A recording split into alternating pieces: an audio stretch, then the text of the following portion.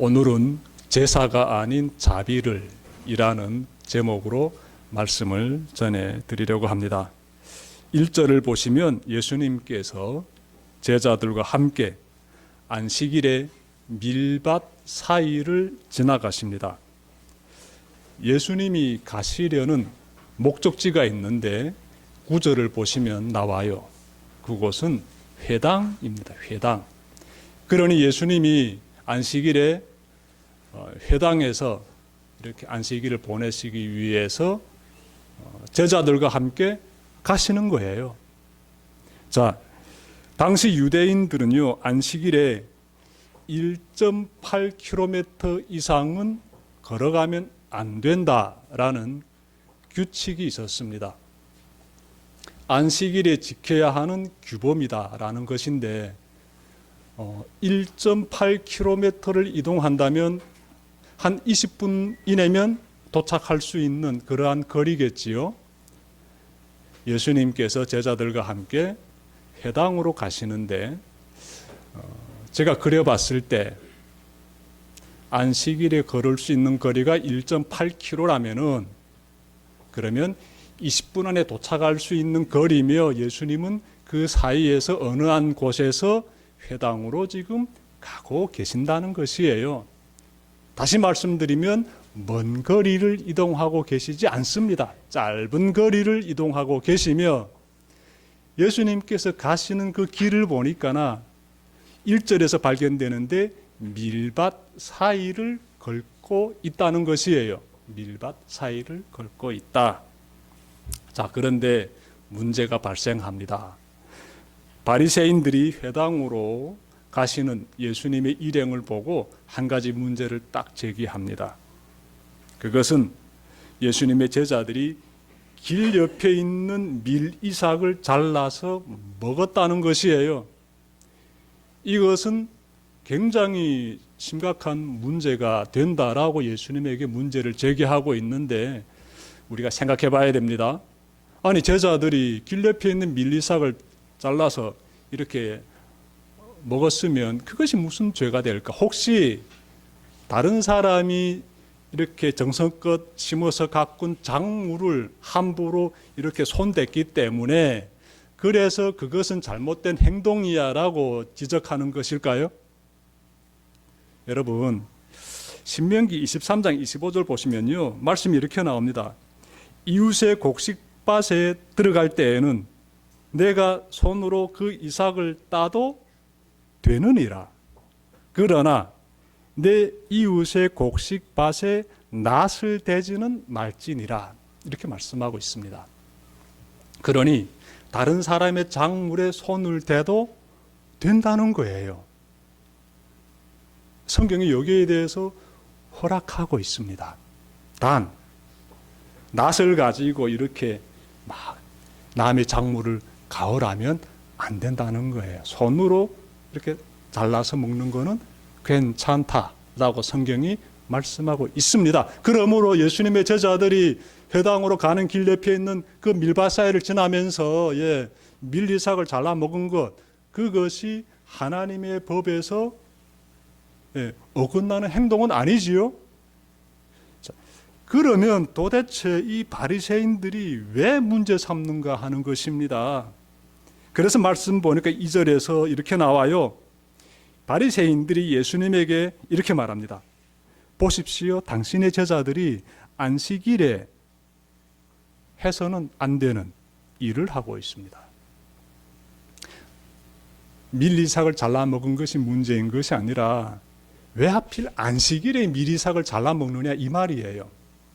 안식일에 밀이삭을 잘라 먹는 것은 그것은 해서는 안 되는 일입니다라는 거예요. 그러니 잘못을 저지르고 있습니다. 예수님, 당신의 제자들이 죄를 짓고 있습니다. 라고 지금 꾸짖는 거예요. 여러분, 바리새인들이 말하는 것은요, 안식일에 일하지 말라는 10계명 중에서 네 번째 계명을 가지고 딱 들이대는 겁니다.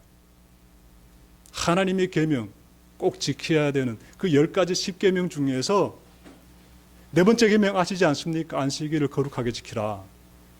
안식일을 거룩하게 지키지 않습니다. 왜? 제자들이 지금 안식일에 쉬지 않고 일하고 있습니다 라고 딱 문제제기하는 거예요. 그런데 우리가 좀 알아야 되는 것 있는데요, 성경에 기록되어 있는 안식일 관련된 법을 보게 되면은요, 이렇게 되어 있습니다. 안식일에는 쉬라고만 되어 있어요.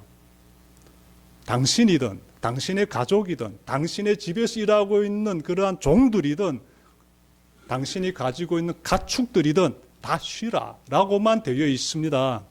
구체적으로 어떻게 안식일을 지키면서 쉬라고는 되어 있지 않아요. 그냥 안식일에는 다 쉬라 라고만 되어 있습니다. 그런데 유대인들은요, 그래도 안식일 날에 우리가 움직일 수밖에 없는데 안식일에 해야 되는 일과 안식일에 하지 말아야 될 일은 도대체 무엇일까를 연구하게 되고, 그래서 그들이 규범을 세우게 됩니다. 이것은 해도 돼, 안식일에 이것은 하면 안 되라고 규범을 세웠으며 그 규범을 가리켜서 장로들의 전통이라고 합니다.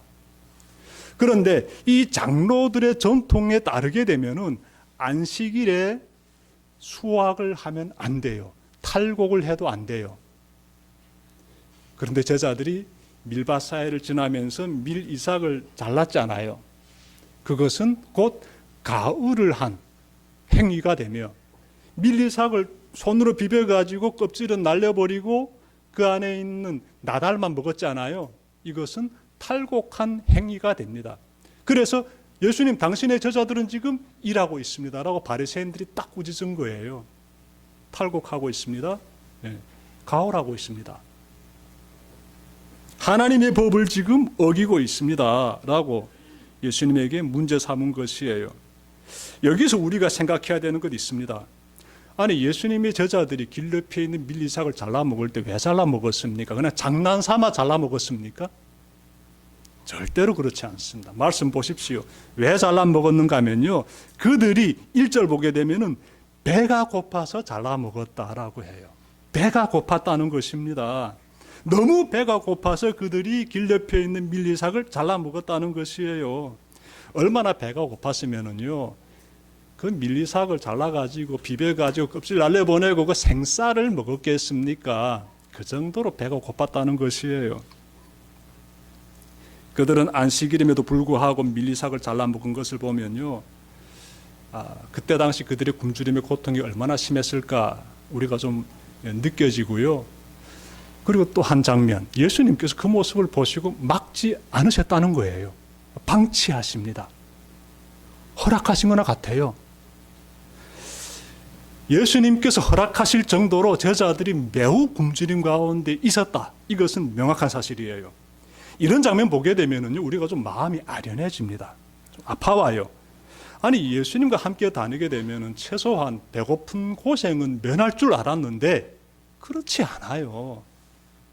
전지전능하신 하나님의 아들이신 예수님께서 이 땅에 오셔서 하나님의 일을 펼쳐 가시는데, 그분과 함께 동행하게 되면 최소한 인간에게 가장 필요한 이 굶주림의 문제, 이 문제만큼은 해소될 줄 알았는데 해소 안 된다는 겁니다. 제자들이 얼마나 지금 굶주림 가운데 있습니까? 만약 이들이 그 안식일 전날, 즉 그 전날 저녁에 배불리 음식을 먹었다면은, 여러분, 그러면요, 그 다음 날에 이렇게 허기지지 않습니다.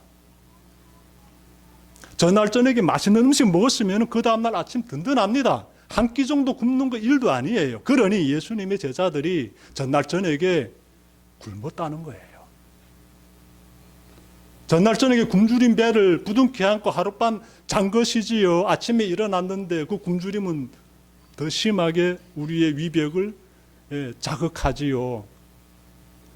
이런 장면 보게 되면은 예수님 따르는 길이 쉽지 않구나. 최소한의 생계적인 문제조차도 위태롭구나. 고통의 길이구나. 이것을 우리가 이 장면에서 깨닫게 돼요.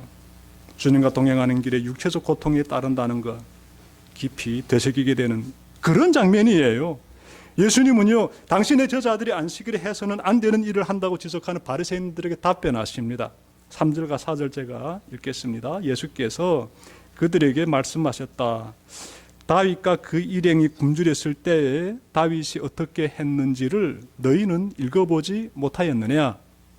다윗이 하나님의 집에 들어가서 제단에 차려놓은 빵을 먹지 않았느냐? 그것은 오직 제사장들 밖에는 자기도 그 일행도 먹어서는 안 되는 것이었는데 말이다. 예수님의 답변 잘 봐야지요. 예수님은요, 트집 잡는 바리새인들에게 사무엘상 21장 1절부터 6절에 나오는 한 가지 사건을 가지고 답변하십니다. 이 사건은요, 다윗이 사울 왕에게 쫓김을 당할 때 있었던 일을 다루고 있어요. 다윗 잘 아시고 사울 잘 아시지요? 사울은 왕이에요. 권력을 가진 자입니다. 이 왕이 다윗을 추격할 때 있었던 그 사건을 다루고 있는데, 이야기 속으로 들어가 봅시다. 다윗이 놉이라는 지방에 하나님의 성막이 있었는데 그곳으로 찾아갑니다. 그때 다윗이 혼자 간 것이 아니라 다윗 주변에는 다윗과 함께하는 소년들이 있었습니다. 그들이 하나님의 성막으로 찾아가서 그곳에서 일하는 아히멜렉이라는 제사장을 만나게 됩니다.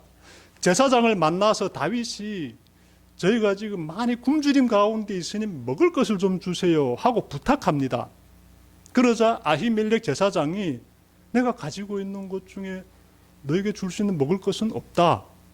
그런데 방금 전에 하나님께 드렸던 그 음식을 교체했는데 그 음식은 가지고 있다라고 말합니다. 이것이 무슨 말인가 하면 진설병이라고 하는데, 성막 안에 들어가게 되면은요, 하나님께 우리가 이렇게 진설병을 비치하거든요. 모두 몇 개지요? 제가 성소에 대해서 가르쳐 드릴 때 여러분들께 설명해 드렸는데, 성소에 들어가게 되면은 한쪽 켠에는 진설병이 있고 반대편에는 등잔이 있지 않습니까? 정면에는 그리고 향단이 있고 그리고 회막이 있고, 들어가게 되면 그 다음엔 속죄소가 있지 않습니까? 그런데 그 진설병이 모두 12개예요. 12개의 떡덩어리로 차 이렇게 두 줄로 이렇게 6개, 6개씩 이렇게 빛이 되어 있습니다. 성소 안에 들어가게 되면. 그런데 이 12개의 떡을 가리켜서 이 진설병이라고 개역개정은 번역하고 있는데, 이 떡은요, 안식일 되게 되면 교체해야 됩니다. 안식일이면 교체해야 돼요. 그 일을 제사장이 하는데, 아히멜렉 제사장이 그 떡을 교체했어요. 언제? 방금 전에. 그래서 새로운 떡을 구워서 비치하고, 성소에 비치하고, 그리고 물린 그 12개 떡을 지금 가지고 있습니다. 제사장은 성경에 따르게 되면 그 떡을 성소 안에서 먹게 되어 있어요. 일반인은 먹으면 안 됩니다. 거룩한 떡이기 때문에 제사장만이 성소 안에서 그 떡을 먹어야 돼요. 그런데 아히멜렉 제사장이 굶주림 가운데 있는 다윗과 그 소년들을 위해서 그 떡을 건네줍니다. 다윗은 그 떡을 먹었어요. 그러면 이것은 하나님의 법을 어긴 죄가 되지 않을까요? 그런데 성경 보십시오. 성경 보게 되면요, 하나님께서 아히멜렉 제사장을 꾸짖지 않으십니다. 그냥 하나님께서 그것을 그냥 묵인하십니다. 굉장히 중요한 장면이 되겠습니다. 하나님의 법에 예외적인 부분이 있다는 거예요. 하나님의 법, 그 속에 예외적인 부분이 있다. 예수님은 이 부분을 가지고 바리새인들의 질문에 답변하셨어요. 예수님의 말씀을 통해 우리는 하나님이 우선시하는 것이 무엇인지 깨닫게 됩니다. 그 무엇일까요? 하나님의 법에서 우선시되는 것은요, 자비입니다. 자비. 먹지 못하면 사람이 살 수 없어요. 하나님이 이것을 누구보다 잘 알고 계십니다. 극도로 굶주린 사람을 위해 성소 안에서 비치된 그 떡이 사용되는 것, 그거 문제 삼지 않으신 하나님의 모습에서 자비가 크게 안겨옵니다. 동시에 교회는 무엇을 해야 하는지 돌아보게 됩니다. 여러분, 교회는요, 주위에 굶주린 사람들, 가난한 사람들을 돌보는 일을 해야 합니다. 교회는 교우들이 험한 세상살이를 잘 이겨내도록 힘을 다해야 합니다. 어려운 교우가 있다면 힘을 다해 그들의 필요를 공급해줘야 해요. 우리 교회는 이 사역을 위해 생명의 씨앗이라는 위원회를 만들었습니다. 우리는 지금까지 이 사역을 위해 할 수 있는 최선을 다하고 있습니다. 여러분 중에 생계가 어려운 분이 계시면 언제든지 교회에 지원 요청하시길 바랍니다. 우리는 지금까지 해왔듯이 많이는 도와드리지 못하지만 어떻게나 함께 살아갈 수 있는 길을 모색하고 지원하도록 힘을 다할 것입니다. 교회가 생계적인 고통을 겪는 자들을 도와주는 것은요, 하나님의 자비하심을 본받는 그러한 모습이에요. 또 한편 여러분들의 일터와 여러분들의 사업 가운데서 더 많은 성과들이 일어나 가지고요, 여러분들이 하나님께 더 많은 예물을 드리시기를 바랍니다. 그리하면 교회가 더 많은 어려운 사람들에게 하나님의 자비하심을 이렇게 흘러보낼 수가 있습니다. 예수님은 바리새인들에게 다윗이 성소에 떡을 먹은 사건을 말씀하신 후에 이어서 이번에는 제사장이 안식일을 범하는 그 사건을 가지고 또 말씀하십니다. 5절 보십시오. 또 안식일에 성전에서 제사장들이 안식일을 범해도 그것이 죄가 되지 않는다는 것을 율법책에서 읽어보지 못하였느냐. 예수님의 답변이 계속 이어지는데 두 번째 주제로 들어가 보니까 예수님께서 아니 제사장들이 안식일 일하고 있지 않느냐, 이 부분을 지금 언급하시는 거예요. 이스라엘 민족 중에서 안식일에 일하는 특별한 사람들이 있습니다. 그들은요 바로 제사장들입니다. 제사장들은 안식일에 성전 안에서 희생 제물을 죽이고 가죽을 벗기고 불에 태우고 진설병을 교체하는 등 안식일 날에 굉장히 많은 일을 합니다. 안식일에 제사장이 성소에서 일한다고 하여 그것을 죄로 여기지 않습니다. 오늘날로 하면 여러분이 주일이면 교회에 나와서 이렇게 평안한 마음 가운데서 안식의 시간을 보내는데 예배드리고 친교도 하고 이렇게 안식의 시간을 보내는데 이 목회자는 그렇지 못합니다. 목회자는요 안식일이 가장 긴장된 하루입니다. 그러니 일하는 날이에요. 제가 안식일 날에 목회자로서 일한다고 하여서 제가 안식일을 범하는 것으로 됩니까? 아니에요. 제사장이 안식일에 제사장으로서 일을 한다고 해서 그것을 죄로 여기지 않습니다. 이유가 무엇이겠습니까? 모두가 하나님을 섬기는 일을 하기 때문에 그래요. 예수님께서 이 부분을 언급하신 것입니다. 예수님께서 바리새인들에게 이 부분을 언급하시는데 우리가 이 부분을 좀 생각해 봐야 됩니다. 예수님께서 6절부터 7절에 하시는 말씀 보게 되면은요 굉장히 어마어마한 말씀을 하십니다. 굉장히 어마어마한 말씀하셔요. 아니 제사장들이 안식일에도 일한다. 이 내용은 안식일에 일하는 제사장들은 하나님을 섬기는 사람들이야 라고 지금 말씀하고 있는데 그 다음에 6절과 8절 보니까 그 안식일의 주인이 어느 분이 되시고 그리고 성전보다 더 큰 이가 어느 분이 되시는지를 언급하고 있어요. 보십시오. 6절 내가 너희에게 말한다. 성전보다 더 큰 이가 여기에 있다. 8절 보게 되면 인자는 안식일의 주인이다 이렇게 말씀하십니다. 이 말씀이 가지고는 의미가 어마어마합니다. 왜냐하면요 딱 결론적으로 먼저 말씀드리면 예수님은 인간의 섬김을 받기에 합당하신 성자 하나님이시다라는 의미가 이 속에 지금 내포되어 있습니다.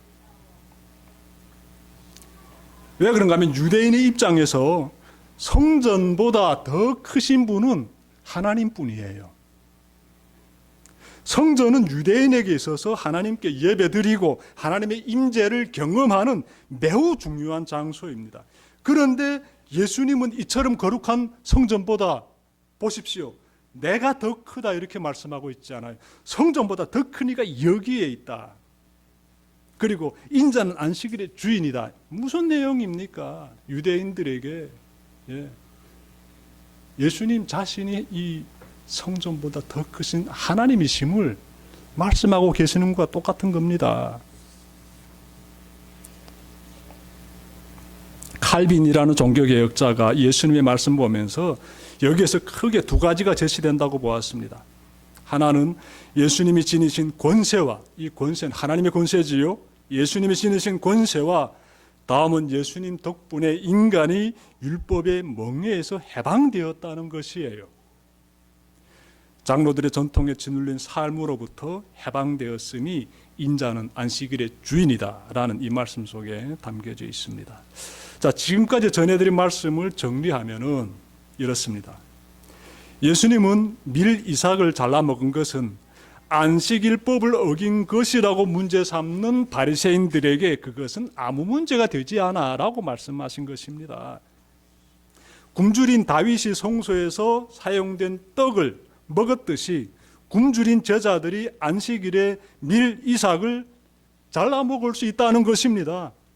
더욱이 하나님을 섬기는 제사장들이 안식일에 일을 하듯이 주님을 섬기는 제자들이 안식일에 굶주림을 달래고자 얼마든지 밀 이삭을 잘라 먹을 수 있다는 것입니다.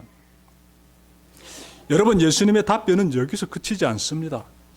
예수님은요, 바리새인들에게 너희가 지금 아무 죄가 없는 사람에게 죄를 뒤집어 씌우고 있다라고 책망하십니다. 7절 보십시오. 나는 나는 자비를 원하고 제사를 원하지 않는다 하신 말씀이 무슨 뜻인지 알았더라면 너희가 죄 없는 사람들을 정죄하지 않았을 것이다. 호세아서 6장 6절에 나오는 그 말씀을 예수님이 언급하신 것인데, 호세아서 6장 6절 보시면 나는 자비를 원하고 제사를 원하지 않는다라고 되어 있습니다. 이 말씀을 가지고 예수님께서 바리새인들을 책망하시는 거예요. 예수님은 인간의 도덕적인 의무보다 더 중요한 것이 사랑의 법임을 가르쳐주고 계십니다. 예수님은 그러니까 이 사랑의 가장 중요한 요소인 자비에 대해서 언급하고 계세요. 자비란 무엇입니까? 불쌍히 여기는 마음이에요. 불쌍히 여기는 마음, 긍휼히 여기는 마음. 이 동정의 마음을 가리켜서 자비라고 하지요. 이 자비가 빠진 사랑이란 있을 수 있습니까? 없어요. 사랑이라는 그 덩어리 속에는 자비가 있습니다. 자비가 빠진 사랑이란 있을 수가 없는 것이지요. 예수님께서 이 자비를 지금 말씀하고 계십니다. 하나님의 법의 중심에 사랑이 있다면은 그 사랑 속에 자비가 있습니다. 자비가 빠진 사랑이란 있을 수 없습니다. 하나님의 법을 지킨다고 하면서 사랑과 자비를 상실하면 그 사람은 하나님의 법을 지키는 것 아닙니다. 그런데 당시 바리새인들이 이와 같았습니다. 그들은 굶주림으로 인해 밀이삭을 먹은 것을 죄로 정죄할 줄만 알았지 굶주린 자의 고통을 헤아리는 자비는 상실했습니다. 여러분, 당시 하나님의 백성에게 있어서 제사는 매우 너무나 중요합니다. 하나님께 나와 제사 드린다는 것은 나는 하나님의 백성입니다라는 그러한 증표가 됩니다. 그런데 그처럼 중요한 제사보다 더 중요한 것은 하나님의 자비를 어떻게 실천하는 삶이라는 것이에요. 제사의 형식을 갖추는 것보다 더 중요한 것은 하나님의 자비를 실천하는 삶이라는 것입니다. 예수님은 잘못된 길을 가는 바리새인들을 옳은 길로 인도하시고자 매우 중요한 진리의 말씀을 지금 가르쳐 주시는데 그들이 어떻게 반응했을까요? 여러분 14절 보시면 아시겠지만 여러분 아마 놀랄 거예요. 이 바리새인들이 이때부터 예수님을 죽이려고 합니다. 죽이려고 해요. 나중에 그 부분은 또 우리 다음 기회에 또 잘 찾아보려고 하고요. 지금까지 살펴본 바리새인의 모습이 나에게서는 발견되고 있지 않는지 우리가 좀 살펴봅시다. 바리새인들의 모습이 내게서는 나타나고 있지 않는지, 나는 저 바리새인들처럼 다른 사람들을 함부로 정죄하고 있지는 않는지 우리 한번 좀 살펴봅시다. 어느 통계를 보니까 적지 않은 교인들이 교회를 떠나는 이유가 담임 목사 때문이라고 합니다. 네, 제가 찔렸습니다. 내가 교인들을 잘 섬기지 못하면 나로 인해서 그들이 실족당할 수 있겠다, 이런 생각을 하면서 찔림을 받았습니다. 근데 여러분, 정말 담임 목사가 문제가 많아가지고 교회를 떠날 수는 있습니다. 그런데 교회를 떠나기로 결정하기 전에 그 담임 목사의 그 연약한 모습을 품어주고자 그 하나님의 자비로우심을 내가 본받아 가지고 저 담임 목사의 그 부족한 부분을 내가 품어주고자 애썼던 적은 몇 번이나 있습니까?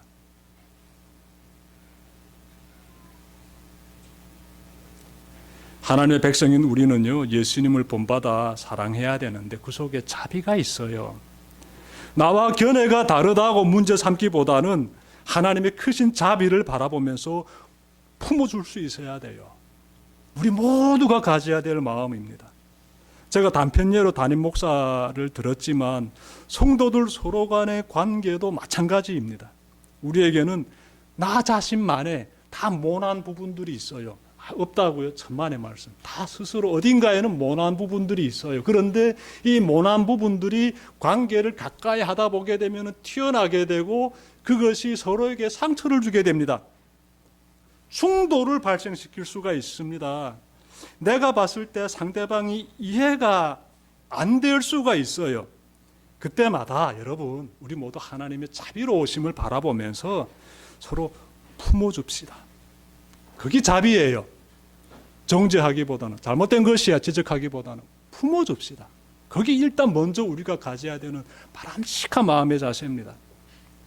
하나님의 크신 자비를 바라보게 되면 우리가 그 마음을 가질 수밖에 없어요. 여러분, 자비가 사라지면 관계도 사라집니다. 부부가 오래도록 행복하게 살려면요, 서로가 서로에게 자비를 베풀어야 돼요. 서로의 잘못을 찾아내고 정죄하기에만 급급하면 이 부부관계도 깨져버립니다. 나의 기준, 나의 틀을 상대방이 따라주지 않는다고 문제 삼고 지적하기에 급급하면 상대방이 굉장히 심리적 고통을 느끼기 시작합니다. 잊지 맙시다, 여러분. 나와 다른 상대방의 모습을 품어주려면 어떻게? 자비가 절실히 필요하다.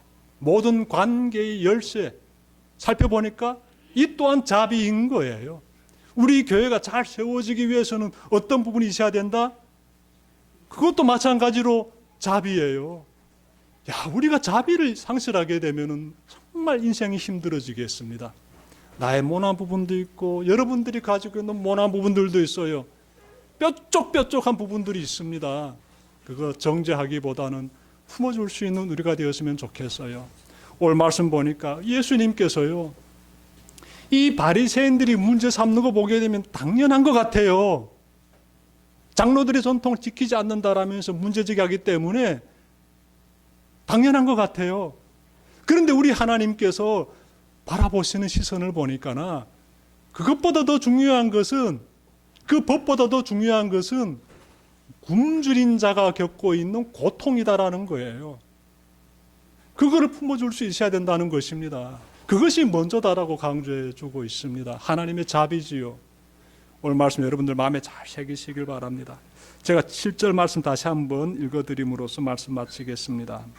나는 자비를 원하고 제사를 원하지 않는다 하신 말씀이 무슨 뜻인지 알았더라면 너희가 죄 없는 사람들을 정죄하지 않았을 것이다. 기도드립시다.